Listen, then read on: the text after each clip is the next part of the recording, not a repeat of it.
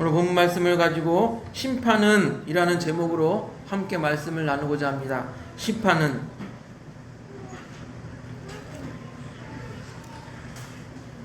얼마 전에 뉴스에서 여러분이 보셨듯이 운전면허도 없는 청소년 아이들이 차를 훔쳐서 운전하고 과속을 하다가 오토바이를 치어 숨지게 한 일이 있었습니다. 오토바이를 운전한 사람은 20대 젊은 청년이었습니다. 20대 청년은 이제 갓 대학에 입학하여서 학비를 벌기 위해 오토바이 배달을 하다가 사고를 당해 주변 사람들의 마음을 더욱 안타깝게 했다고 합니다.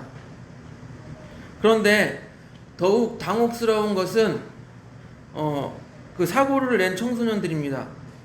그들이 잡혀서 경찰서에 있음에도 불구하고 자랑스럽게 SNS에 올리는 등 사람을 죽여놓고서 웃으면서 SNS에 자기들의 모습들을 자랑스럽게 올리는 모습을 보았습니다. 아무리 철이 없는 아이들이라고 하지만 이 아이들을 어떻게 해야 할까요? 그 아이들은 14세 미만으로 촉법소년법 때문에 형사적 책임을 물을 수 없다고 합니다. 그러면 이 죽은 대학생의 어머니는 어디에다 호소를 해야 될까요? 그 억울함을 어디에 호소를 해야 될까요? 또한 비슷하게 영화를 보면요, 이런 장면이 보입니다. 주인공의 친구나 가족, 그 다음에 애인 등이 악당에게 당합니다. 그런데 악당에게 당했음에도 불구하고 경찰은 그 범죄 사실을 밝히지도 못하고 아니면 잡으려고 하지도 못합니다. 그래서 결국 주인공이 직접 나서죠. 주인공이 나서서 우여곡절 끝에 범인을 잡습니다. 범인을 잡고 총을 들이대면서 눈을 부리고 곧 죽일 것처럼 눈을 부리고 총을 대고 있습니다. 때마침 경찰 혹은 지인이 나타납니다. 컴다운, 진정해. 그러면서 지금 죽이면 안 돼. 잡았으니까 됐어. 이제 경찰한테 넘기자. 경찰한테 넘겨. 영화에서 많이 본 장면이죠. 네. 왠지 근데 고구마를 먹은 것처럼 가슴이 답답하죠. 성질 같으면은 당장에 그 원수 같은 그 악당을 총으로 쏴서 죽여야 속이 시원할 텐데, 컴다운, 경찰한테 넘겨 법의 심판을 받게 해. 우리가 생각했을 때는 법이 제대로 심판할 것 같지도 않은데 법의 심판을 받게 하라고 합니다. 가슴이 얼마나 답답해요. 그런데 그런 고구마를 삶아 먹은 것 같은 장면이 오늘 성경 본문에도 나온다는 것입니다. 사울이 블레셋과 싸우고 돌아와 보니 다윗이 엔게디 광야에 있다는 소식을 들었습니다. 그래서 사울은 다윗을 잡아 죽이기 위해 자기 군사들 3,000명을 데리고 잡으러 갑니다. 그런데 사울도 사람인지라 배에서 신호가 오는 거예요. 꼬르륵. 그럼 어떻게 해야 돼요? 배변을 해야 돼요. 쉽게 말해서는 똥을 싸야 돼요. 그래서 배변의 욕구가 오는 그 순간에 똥이 마려워서 동굴을 찾아 들어갑니다. 동굴을 찾아 들어가서 딱 앉아서 이제 변을 보고 있겠죠. 그런데 하필이면 그 동굴 깊숙이 사울이 죽이려고 했던 다윗과 그의 군사들이 숨어 있었던 거예요. 그러니 부하들이 다윗에게 뭐라고 했을까요? 대장, 절호의 기회입니다. 사울이 저기 똥록 있잖아요. 지금 죽일 수 있는 절호의 기회입니다. 그런데 다윗은 그 절호의 기회를 이렇게 보내고 맙니다. 우리 24장 4절을 볼까요? 4절을 같이 보겠습니다. 같이 읽습니다. 시작. 다윗의 사람들이 이르되 보소서 여호와께서 당신에게 이르시기를 내가 원수를 내 손에 넘기리니 내 생각에 좋은 대로 그에게 행하라 하시더니 이것이 그날이니이다 하니 다윗이 일어나 사울의 겉옷자락을 가만히 베니라.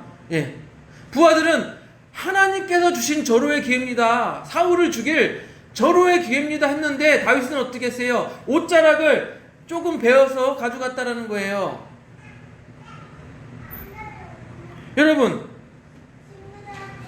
그 부하들에게 얼마나 이 다윗의 행동이 고구마 삶아 먹은 것처럼 이렇게 답답하게 보였을까요? 그런데 다윗은 이 사울을 죽이지 않은 이유를 다음과 같이 말하고 있습니다. 우리 24장 6절을 보겠습니다. 사무엘상 24장 6절 같이 읽습니다. 시작. 자기 사람들에게 이르되 내가 손을 들어 여호와의 기름 부음 받은 내 주를 치는 것은 여호와께서 금하시는 것이니 그는 여호와의 기름 부음을 받은 자가 됨이라 하고. 예, 우리는 여기서 사울 왕이 하나님으로부터 기름 부음을 받았기 때문에 다윗이 왕을 함부로 사울 왕을 죽일 수 없다라고 말하는 것을 봅니다. 이런 비슷한 이유로 우리는 그동안 이러한 이야기들을 많이 들어왔어요. 목회자의 권위를 세우고 목회자에게 도전하지 못하게 하는 말씀으로 오늘 본문 말씀을 전하는 것을 많이 들었을 것입니다. 아니, 감히 하나님의 부르심을 받은 목사에게 대적하면 안 되지. 큰 벌을 받지. 다윗도 봐봐, 하나님의 기름 부음 받은 사울을 함부로 죽이지 않았잖아. 목회자는 함부로 하는 게 아니야. 그런데 성도 여러분, 이 말은요 어려운 말이에요. 어떻게 보면 맞기도 하고 어떻게 보면 또 틀리기도 하고. 그러니까 여러분이 오늘 저의 이 말씀을 잘 듣고 여러분 잘 생각해 보시기 바랍니다. 일단은요, 지금 목회자가 기름 부음 받은 사람인가 하는 문제입니다. 여러분, 당시에 기름 부음을 받았다라는 것은 왕, 제사장, 대제사장, 그리고 예언자라 일컫는 선지자, 이런 사람들이 기름 부음을 받았어요. 우리가 사는 지금 이 시대 왕정 국가가 아니죠. 왕이 다스리는 나라가 아니죠. 왕은 일단 제껴둡시다. 왕은 일단 제껴둬요. 그러면 이 목회자가 제사장의 역할을 하는가 생각해 봅시다.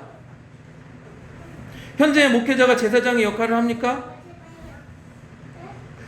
이렇게 말할 수 있어요. 예배를 집도하고 있으니, 예배를 인도하고 있으니 어떻게 보면 제사장과 같은 역할을 하고 있지 않습니까? 그렇게 생각한다면 그런 것 같기도 해요. 그러나 좀 더 깊게 생각해서 여러분 이렇게 생각해 보세요. 당시 구약시대의 제사와 지금의 예배가 완전히 똑같습니까? 구약시대의 제사와 지금의 예배가 완전히 똑같나요? 똑같진 않죠. 의미적으로는 비슷할지 몰라도 완전히 똑같진 않죠. 그러면 또 아닌 것 같기도 해요. 그러면 현재 목회자들이 선지자적 역할을 감당해야 한다라고 이렇게 배웁니다. 그러면 목회자에게 도전하거나 목회자에게 해를 가하는 것은 어떻게 보면 다윗처럼 그래도 목사가 예배도 인도하고 선지자적 역할도 감당하니까 목사한테 함부로 하면 안 돼. 이렇게 다윗처럼 생각할 수도 있어요.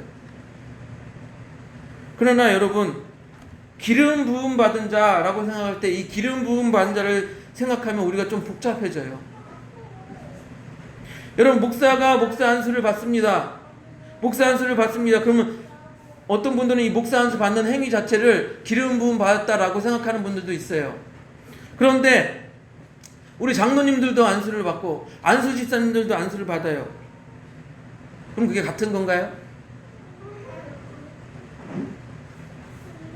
그래서 목사가 안수 받았다고 해서 그것이 기름 부음 받았다라고 생각하는 것은 좀 무리가 있어요. 그거 똑같이 여긴다라는 것은 무리가 있어요. 그런 상황에서 제가 이 말씀을 여러분에게 소개해드리고 싶습니다. 베드로전서 2장 9절 한번 넘겨줘 보세요.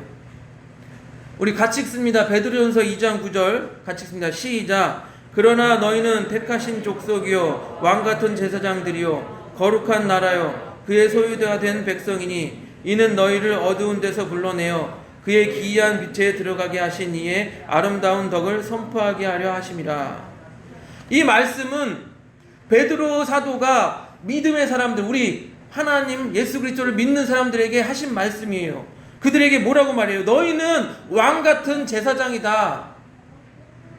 여러분 한 사람 한 사람이 왕 같은 제사장의 역할을 감당할 수 있다라는 거예요.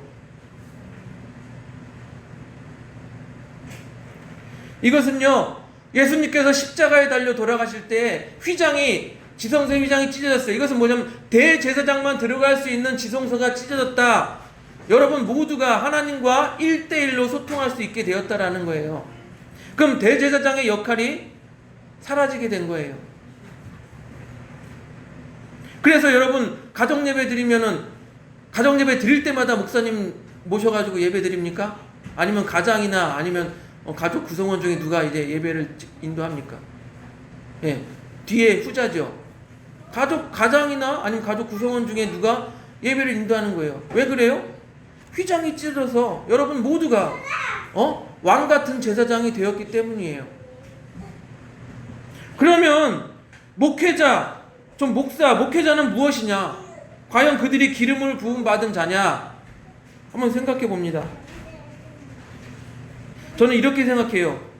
왕으로 기름 부음을 받았다라는 것은 하나님의 권위, 하나님의 능력, 하나님의 권위를 왕에게 인정한다라는 거예요. 그걸 부여한다라는 거예요.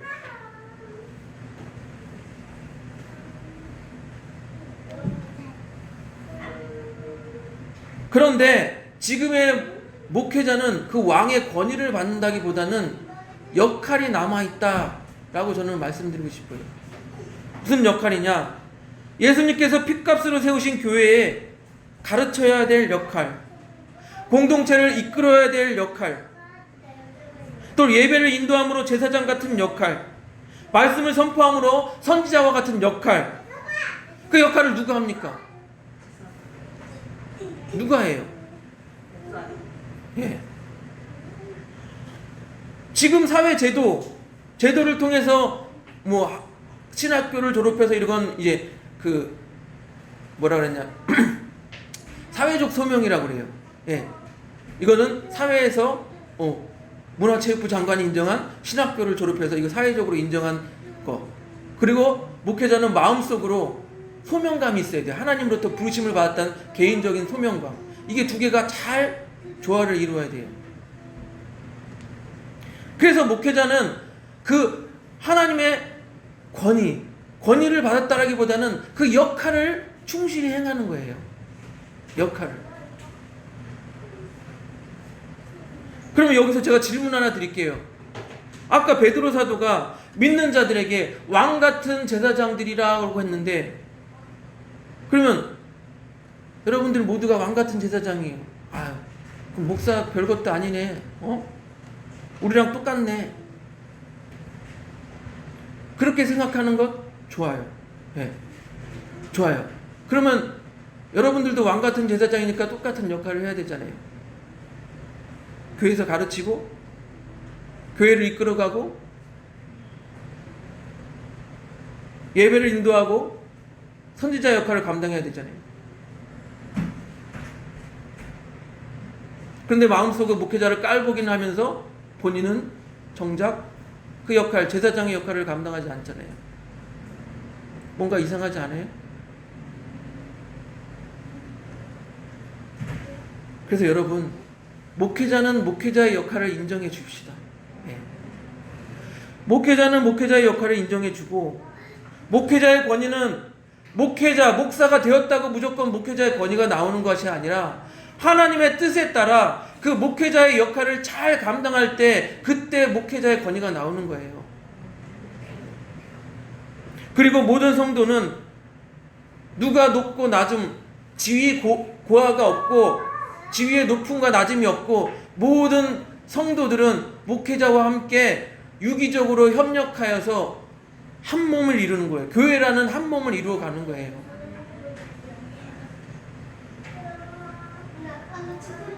그러면 여러분, 기름 부음을 받았다고 하는 사울 왕을 죽이지 않은 이 다윗으로부터 우리는 무엇을 배울 수 있을까요? 다윗은요, 사울의 옷자락을 잠깐 베고서 마음에 걸려서 이제 똥을 싸고 나가는 동굴에서 똥을 싸고 나가는 사울을 부릅니다. 사울 왕이여, 사울 왕이여. 우리 한번 그 장면을 같이 읽어보겠습니다. 사무엘상 24장 11절에서 12절. 사무엘상 24장 11절에서 12절 우리 같이 보겠습니다. 같이 읽습니다. 시작. 내 아버지여 보소서, 내 손에 있는 왕의 옷자락을 보소서. 내가 왕을 죽이지 아니하고 겉옷자락만 베었은즉 내 손에 악이나 죄가가 없는 줄을 오늘 아실지니이다. 왕은 내 생명을 찾아 해하려 하시나 나는 왕에게 범죄한 일이 없나이다. 여호와께서는 나의 왕 사이를 판단하사 여호와께서 나를 위하여 왕에게 보복하시려니와 내 손으로는 왕을 해하지 아니하겠나이다. 예. 다윗은요, 똥을 싸고 나가는 사울 왕을 불러서 이렇게 말합니다. 왕이시여, 제가 왕을 죽일 수 있지만 안 죽였잖아요. 제 마음속에 왕을 죽일 마음이 없다는 걸 아시잖아요. 그러면서 이렇게 말합니다. 여호와께서 나를 위하여 왕에게 보복하신다라고 말하고 있어요. 하나님께서 나를 위하여, 내가 사울 왕을 죽이는 게 아니라 하나님께서 나를 위하여 보복하신다라고 말하고 계세요. 그리고 여호와께서 나와 왕 사이를 판단하실 것이다 라고 말하고 있어요. 다시 말씀드리면 하나님께서 심판하실 것이고 하나님께서 복수해 주실 것이라는 거예요. 그렇습니다, 여러분. 심판은 하나님께 있는 거예요. 우리가 살아가다 보면요, 억울한 일이 많습니다. 억울한 일을 당합니다. 내 손으로 직접 복수하지 않으면 분이 풀리지 않을 것 같은 그런 일을 많이 당해요. 그런데 여러분, 우리 손으로 복수하면 그 일이 해피엔딩으로 끝납니까? 대부분은 비참한 결과를 맞이하게 되죠. 앞에서 말씀드린 것 같이 억울한 일이 있다고 직접 찾아가서 잡아서 총으로 쏴서 죽이면 어떻게 됩니까? 그 결과는 비참해요. 본인도 범죄자가 되고. 그래서 우리 그리스도인들은 오늘 이 본문의 다윗의 모습에서 무엇을 배우냐? 하나님께서 복수할 것이다. 하나님께서 심판하실 것이다. 이 믿음을 가지는 것이에요. 목회자의 경우도 그렇습니다. 목회자가 목회를 잘못해서 성도들에게 상처를 주고 성도들이 낙심하고 마음이 무너지고 그런 행동을 하게 되면은 하나님께서 심판하실 거예요. 저는 사실 이렇게 생각해요. 성도가 목회자에게 실망을 해서 정말 실망해서 교회를 떠나갔어요. 그럼 그 자체로 심판받은 거예요. 저는 그렇게 생각해요. 왜요? 목회자가 성도를 잃은 것만큼 큰 마음의 상처가 없어요. 성도가 목회자를 떠났다. 이미 심판받은 거예요. 그 목회자는.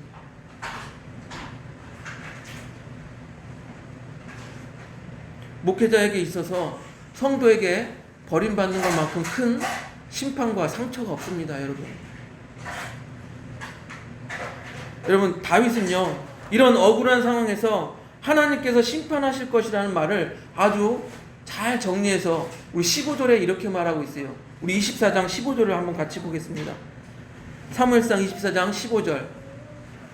24장 15절 같이 읽습니다. 시작.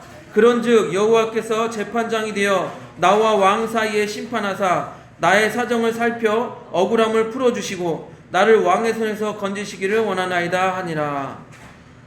그렇습니다. 다윗은 아주 잘 정리해서 이렇게 말합니다. 하나님께서 재판장이 되어서 심판해 주실 것이에요. 이렇게 말하고 있어요. 그리고 우리의 억울함을 하나님께서 풀어주실 것이에요 라고 말하고 있어요. 그리고 우리의 지금 처한 이 어려운 상황 속에서도 하나님께서 건져주실 것이에요 라고 말하고 있어요. 사랑하는 성도 여러분, 우리는 이 세상을 살아가면서 억울한 일을 당하는 경우가 있습니다. 그때마다 우리는 분을 참지 못하고 자기 손으로 복수하려고 또는 심판하려고 하다가 비참한 결과를 맞이하게 됩니다. 여러분, 하나님께서 재판장이 되어 심판하실 것입니다. 하나님께 맡기십시오.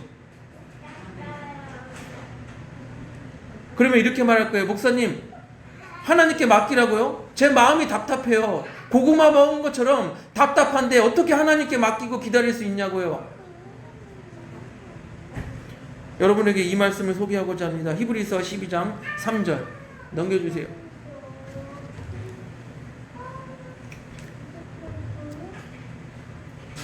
우리 같이 읽습니다. 시작. 너희가 피곤하여 낙심하지 않기 위하여 죄인들이 이같이 자기에게 거역한 일을 참으신 일을 생각하라. 예수님께서 참으셨어요. 여러분, 예수님은요, 죄인들이 예수님을 배반하고 거역한 일을 참으셨어요. 여러분, 예수님은요, 우리가 예수님을 배반하고 거역한 일을 참으셨어요. 여러분, 예수님은요, 우리가 때마다 예수님 잘 믿을게요, 예수님 예배 잘 드릴게요, 교회 잘 섬길게요, 이렇게 얘기했지만 또 거역하고 배반한 일을 참으셨어요. 여러분, 예수님은요, 그렇게 우리에 대하여 참으시고 더 나아가 우리를 위하여 십자가를 지시고 골고다 언덕길을 올라가셨어요. 죽음을 맞이하셨어요. 그런 예수님을 생각하면 못 참으시겠어요?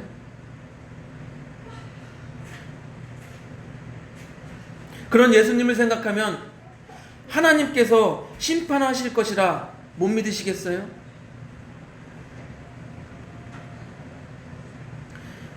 우리 모두 복수, 심판을 하나님께 맡기며 믿음으로 마음의 평안을 찾는 그 사랑교회 성도님들이 되시기를 주님의 이름으로 축복드립니다. 우리 함께